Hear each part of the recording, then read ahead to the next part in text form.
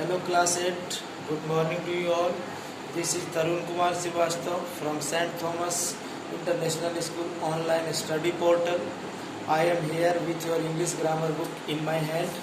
I am here in front of you to teach you the first chapter of your book, which is the sentence. The sentence means in Hindi वाक्य. क्या मतलब होता है sentence का? वाक्य.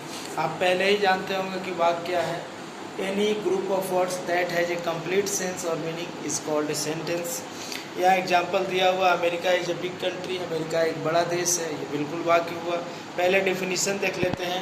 A sentence is a group of words which expresses complete sense having a proper formation and must contain a verb.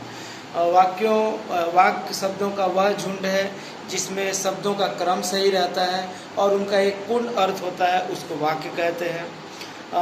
आगे है parts of sentence. यहाँ पे हम लिख देते हैं पार्ट्स ऑफ सेंटेंस. सेंटेंस के कितने हिस्से होते हैं? सेंटेंस के दो हिस्से होते हैं. एक सब्जेक्ट जो डूअर के बारे में बताता है, यानी करने वाले कर्ता के बारे में बताता है, प्रेडिकेट. और सेकंड होता है प्रेडिकेट. इसका मतलब होता है कर्ता और इसका अर्थ होता है विधेय. जैसे हम एक एग्जाम्पल लिखते हैं, Japan is a developed country. Japan एक विकसित देश है.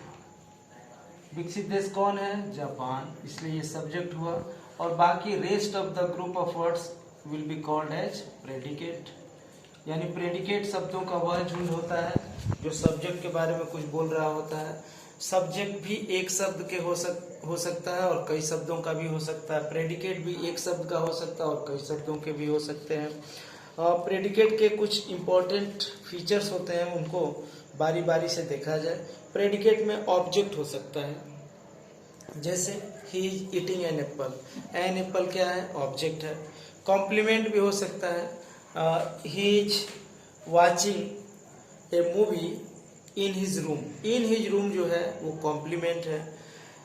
एडवर्ब या एडवर्ब फ्रेज भी कॉम्प्लीमेंट में आ सकते हैं, क्योंकि प्रेडिकेट के अंदर वर्ब का होना जरूरी है. तो वर्ब को मॉडिफाई करने वाले जो शब्द होते हैं उसको एडवर्ब कहते हैं. तो एडवर्ब फ्रेज भी आपको प्रेडिकेट के अंदर आ सकते हैं.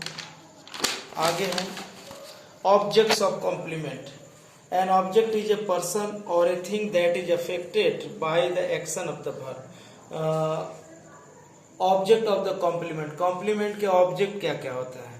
देखिए, ऑब्जेक्ट नाउन या प्रोनाउन कुछ भी हो सकता है. और ऑब्जेक्ट जनरली दो प्रकार का होता है. कर्म. ऑब्जेक्ट उसको बोलते हैं जिस पर काम किया जाता है.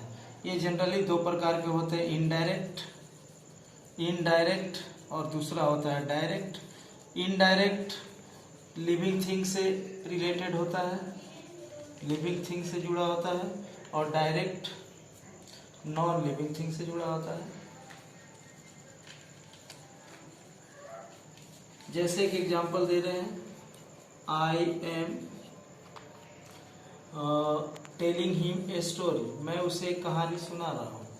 Telling him a story. यहाँ ये सब्जेक्ट है, ये वर्ब है, ये इनडायरेक्ट ऑब्जेक्ट है क्योंकि ये लिविंग थिंग से जुड़ा हुआ है. और एक कहानी नॉन लिविंग थिंग है, इसलिए डायरेक्ट ऑब्जेक्ट है. आप डायरेक्ट ऑब्जेक्ट को भी पहले लिख सकते हैं ऐसे, I am telling a story to him. तो इनडायरेक्ट ऑब्जेक्ट को जब हम लास्ट में लिखते हैं तो उससे पहले एक टू प्रीपोजिशन लगाना पड़ता है. इस तरह से हमने देखा ऑब्जेक्ट दो प्रकार के होते हैं, इनडायरेक्ट और डायरेक्ट. आपके बुक में और इसके बारे में कुछ और विशेष नहीं दिया हुआ है. आगे है if the direct object is used before the indirect object, two is used. मैंने बता दिया कि डायरेक्ट ऑब्जेक्ट अगर इनडायरेक्ट से पहले लिखा जाएगा तो इनडायरेक्ट के पहले टू जरूर लगाया जाएगा. अभी इसके बाद आपके बुक में और कुछ है नहीं. वर्ब का क्लासिफिकेशन यहाँ दिया हुआ है. वर्ब मेनली दो प्रकार के होते हैं, प्राइमरी ऑक्सिलरी और मॉडल ऑक्सिलरी. प्राइमरी ऑक्सिलरी और मॉडल ऑक्सिलरी। प्राइमरी और मॉडल। प्राइमरी में वर्ब टू डू आते हैं। टू डू में क्या क्या हो सकता है? Do, does, did, etc। To be. To be में क्या आते हैं? Is, am, are, was, were और बीइंग भी। टू हैव में क्या क्या आता है? Have, has, having, had. ये प्राइमरी ऑक्सिलरी है। और मॉडल ऑक्सिलरी कौन कौन से होते हैं? मॉडल ऑक्सिलरी कौन कौन से होते हैं? May, might, can, could, will, would, shall, should, ought to, must। इसके साथ साथ नीड, डेयर और यूज टू, इन तीन को मार्जिनल ऑक्सिलरी बोलते हैं। इस तरह से डियर स्टूडेंट्स, मैंने आपके फर्स्ट चैप्टर को पूरी तरह से समझाने की कोशिश की है। आप इसको घर पर इस चैप्टर को 2 या 3 बार और पढ़ने की कोशिश करेंगे। अगर इसके बावजूद भी कोई समस्या रहती है, कोई दिक्कत होती है, तो व्हाट्सएप पेज पर आप कम्युनिकेट करेंगे। हम लोग आपके समस्याओं को दूर करने की कोशिश करेंगे। इस चैप्टर का एक दूसरा इम्पोर्टेंट सेक्शन है प्रैक्टिस टाइम। मैं उसे करने की कोशिश करता हूँ। और प्रैक्टिस टाइम में जो जो क्वेश्चन दिए गए हैं, मैं एक एक क्वेश्चन हर सेक्शन से बना के आपको हेल्प करने की कोशिश करता हूँ। एक फर्स्ट है, choose the subject and predicate in the sentence. Right subjects and predicate. Kites fly in the sky. Kites fly in the sky. इसमें बोल रहा है कि सब्जेक्ट कौन सा है? पतंग आसमान में उड़ते हैं, पतंग ही उड़ते हैं, ये सब्जेक्ट हुआ और बाकी सब प्रेडिकेट हो गए। इस तरह से आप इस सेक्शन के क्वेश्चंस को बना लेंगे। सेकंड है, add subject for the predicate. Predicate दिया हुआ है, उसके लिए आपको सब्जेक्ट ऐड करना। Dash had a good memory. किसकी अच्छी मेमोरी थी? आप किसी भी स्टूडेंट का नाम लिख सकते हैं। My friend had a good memory. Had a good memory, मेरे दोस्त को अच्छी याददाश्त थी। इस तरह से आप दूसरे सेक्शन का क्वेश्चन बना लेंगे। सी में है, put suitable predicates for the subjects. C का फर्स्ट हम लोग चलते हैं, प्रेडिकेट डालना है। माय कंप्यूटर, मेरा computer is a branded one, एक अच्छी कंपनी की है, ब्रांडेड वन। इस तरह से आप बना लेंगे। डी का फर्स्ट आइए, पुट सब्जेक्ट्स और प्रेडिकेट्स आए, जो जरूरी है वो करना। ऑनेस्टी दिया है, मीन सब्जेक्ट दिया, प्रेडिकेट भर देंगे। Honesty is the best policy. Honesty is the best policy, ये प्रेडिकेट डाल दिया गया।